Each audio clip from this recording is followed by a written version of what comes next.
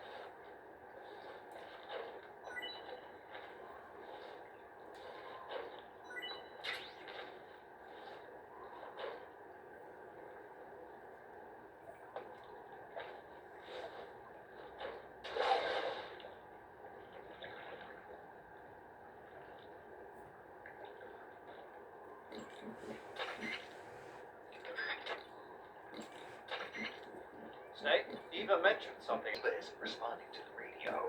Right. Right. Snake, she's been talking to you from inside an enemy facility. She's not always going to be able to answer the radio. Don't assume something's wrong just because you're not getting a response. Don't worry about Eva. Stay focused on your mission. Got it.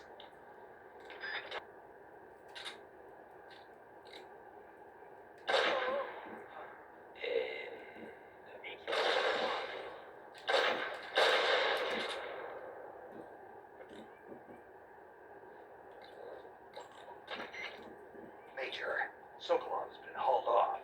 Yes, they probably caught him trying to escape from the lab. Didn't Falcon say that they still needed to perform the final test?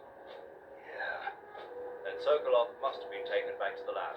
Get to the lab and get Sokolov the hell out of there. Pass through that warehouse and you'll come out south of the lab. Make your way inside the warehouse. Watch out for enemy sentries. Snake, did you kill another one of the Cobras? Yeah. I'm pretty sure it was the end. Good work. Now you won't have to deal with him later. I guess so. What's wrong? It's nothing.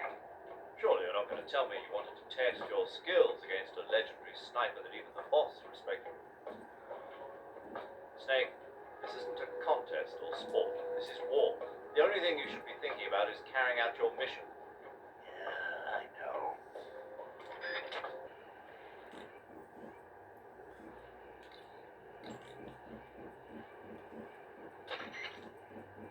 Snake, that gate appears to be locked from the inside. There's no way for you to open it. The passage on the east side of the warehouse should take you inside. Try sneaking in from the east. Major, so close.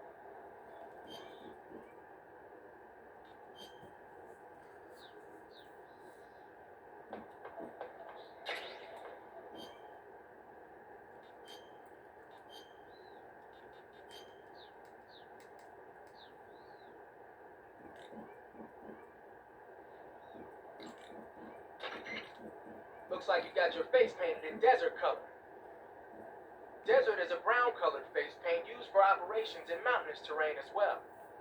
It should let you blend in well in mountain and desert environments.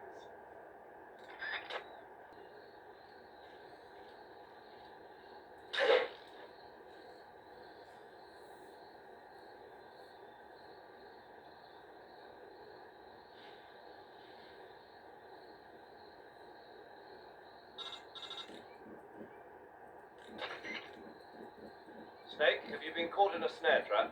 Yeah, If you don't get down from there soon, the enemy might spot you. I know that. Then why don't you get yourself down? How am I supposed to do that? It should be obvious. If you get caught in a snare trap, press the action button. That will allow you to cut the rope. Hurry and free yourself before the enemy comes around.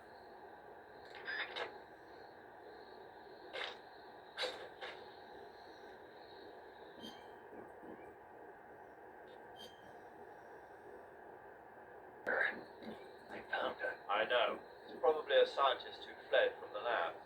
I'd wager that the traps in those woods are set up more to deal with would-be escapees than to keep intruders out.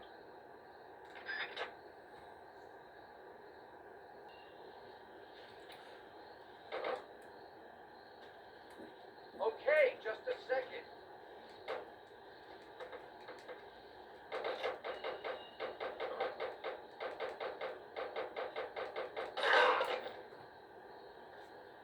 No way out of here. Get back to the lab.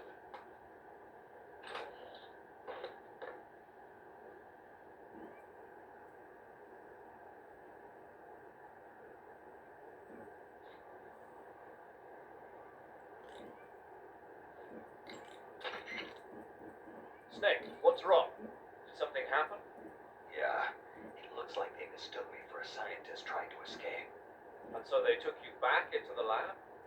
Yeah, Well, anyway, you've succeeded in infiltrating the lab. In that disguise, you should be able to move around the lab without arousing suspicion. Sokolov is somewhere inside that lab. Find out where he is and make contact with him. I see you're disguised as a scientist. Suits you rather nicely. As long as you don't do anything suspicious like roll or crawl, the enemy should have no reason to suspect you. Sokolov is somewhere inside that lab. Find out where he is and make contact with him. If you want to know where Sokolov is, why don't you ask one of the people around there? Seems to be working. But don't forget that you're trying to pass as a scientist. Don't do anything that a scientist wouldn't do, like roll or crawl.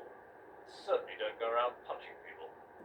If an enemy starts to suspect something, don't run away. Stay where you are and remain still. That should get you out of most situations. Those scientists as well. If they get a good look at your face, they'll know that you're not one of the scientists assigned to the lab. Take care to keep your face hidden from the scientists. Even if they figure out who you are, the scientists won't attack you, but you'll be in for it if they cry out or press one of the alarm switches on the walls. If a scientist starts to suspect something, turn your face away until the suspicion passes.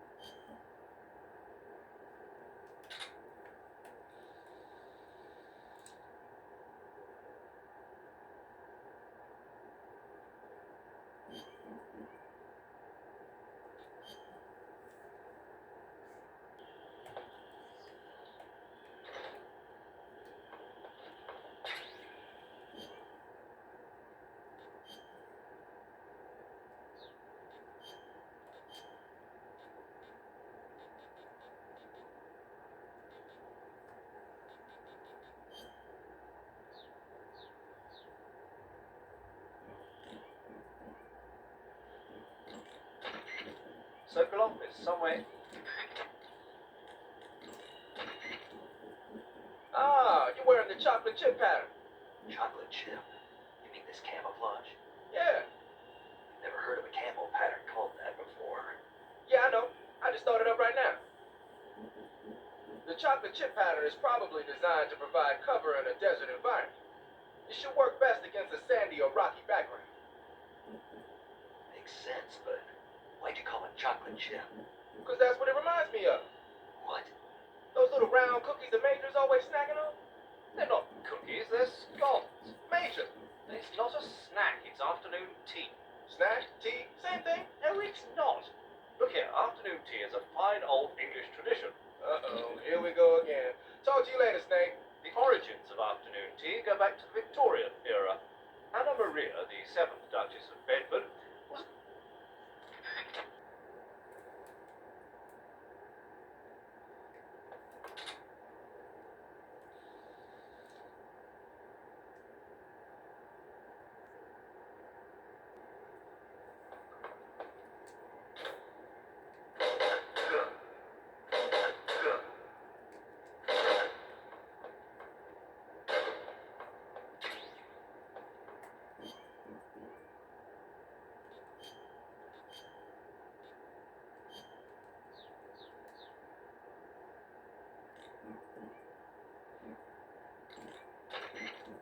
I see.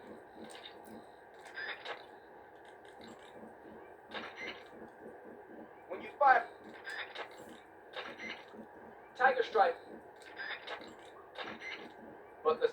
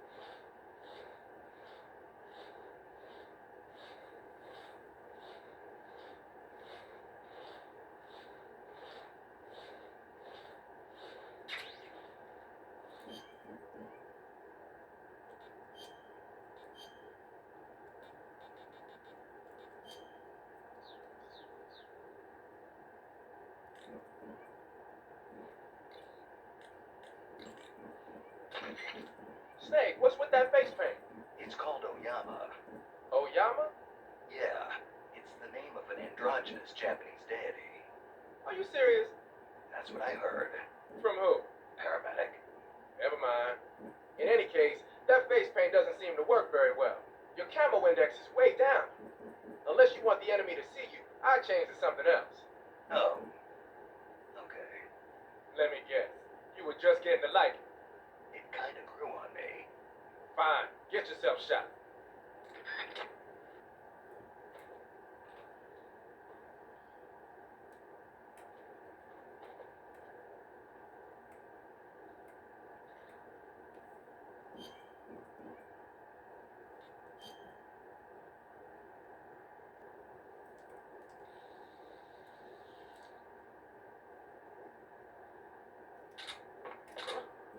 Hey!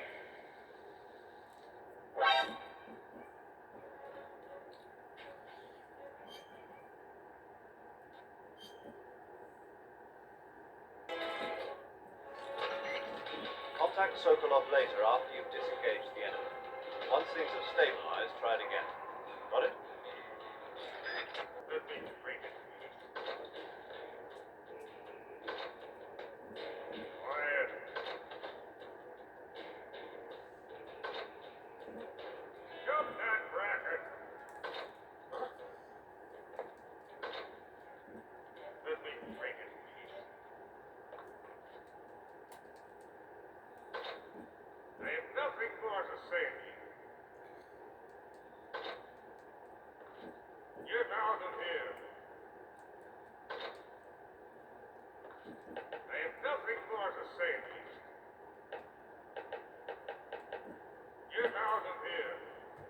Major, Sokolov's already been moved to the fortress. That's only what Granin told you, right?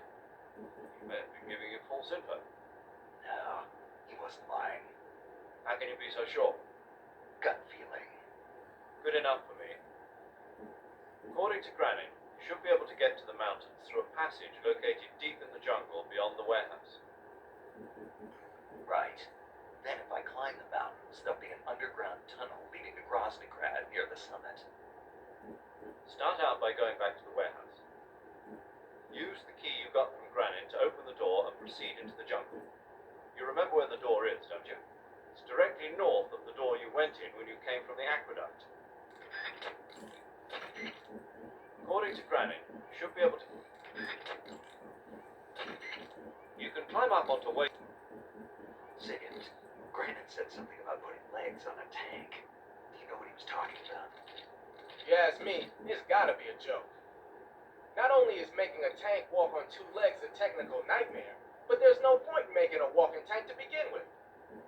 Putting legs on a tank would raise its clearance, increasing its frontal projection area. It'd also be less stable. Suppose the legs help the tank travel on bad roads. I don't see the logic in that. Isn't that what treads are for? I mean, anybody who seriously consider making a thing like that has got to be a wacko. Come to think of it, there was a guy in the States who wrote a paper on that subject. What's his name? Emerson? Heinrich? Something like that. I don't really remember. Of course, no one took that seriously. Second, Granin was saying that Sokolov's research project was a tank fitted with rockets. Uh-huh. Do you have any idea what he meant? Sorry, beats me. I wonder if it's supposed to increase the tank's mobility, or maybe give the tank short-range missile launching capability. But you're sure it has something to do with Phase 2 of the Shagohod, right? Yeah. Khrushchev traded Cuba just to get this thing finished, and Volgin blew up a Soviet research facility to get his hands on it. Whatever it is, it's gotta be big. Second, do you know anything about that Philosopher's legacy Granin was talking about? Not a clue. Never even heard of something like that until now. Right. One thing's for sure, though. Volgin's got a huge amount of money stashed away somewhere. Philosopher's legacy, huh? Maybe it is real. That Order of Lenin that Granin was talking about is the most prestigious award in the Soviet Union. It's given to individuals, organizations, and cities for outstanding achievements in warfare, science, industry, the arts, and various other fields. You could say it's the highest honor the East has to give. You say Granin was involved in the development of the SS-1C. The SS-1C is the Soviets' newest short-range tactical ballistic missile. Based on what Western intel has been able to gather, it's capable of being launched from a mobile platform. Mobile platform? Yeah, it's a transport vehicle that functions as an erector and a launcher. It can travel on roads, then erect and launch a missile from any location. Of course, in addition to conventional explosives, the missiles could also be fitted with chemical or even nuclear warheads. A nuclear missile that can be launched from any location. I'll bet it wasn't the missile itself that Granin helped develop. More likely, it was the mobile platform. From what I've heard, the SS-1C is set for actual deployment as early as next year. That's bound to send a chill down NATO's spine. So you've got your uniform and your face paint, but that alone isn't enough to make...